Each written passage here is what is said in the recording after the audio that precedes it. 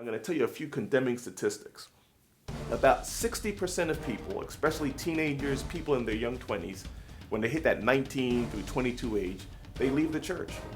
They get to that point in their life where they say, you know what kind of man am I supposed to be? What kind of woman am I supposed to be?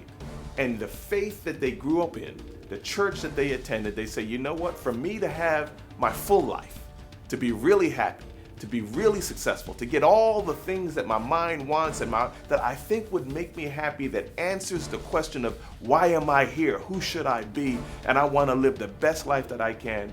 They begin to look at the church, they begin to look at their faith and say, you know what? That can't house 100% of who I think I want to be. It doesn't always answer the question of their happiness or of their joy, their significance, or of their success. Another thing that you'll see is that many people, when they live their life in Christianity, they think, you know what? Christianity means where I go to church. It means the songs that I sing. It means when I pray. You know, we do the things to make sure we sound religious. It's the clothes that I wear. It's everything on the outside. These things are good. You know, I'm not saying anything to condemn them. But when you really begin to press them, it's like some people say, you know what? It's all about what happens after I die.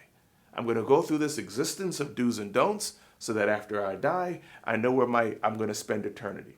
Some people will say, well, you know what? And if the Lord comes before I die, it was a life well spent. Those are both true. But there's even more to our walk with God than even that, than waiting about what happens after our death or what will happen when Christ returns for his second coming. You know, sometimes we look at our lives in walking with God and we think it means a life that's void of excitement, a life that's void of fun, no joy, no accomplishment, no wealth, and no significance. Some of the things that answer, why am I here? And if we're not careful, we'll let that incorrect thinking lead us to stray away from our faith, stray away from the institutions that strengthen our faith, because it's all based on a natural question of why am I here? What will allow me to achieve? But it's answered incorrectly. But the incorrect answer that says, if I give my life to Jesus, then I might get cheated. If I do everything that God wants me to do, I'm going to miss out on something. And I'm here to tell you today that that's the wrong answer to maybe the same question that all of us at one time enter into our heart.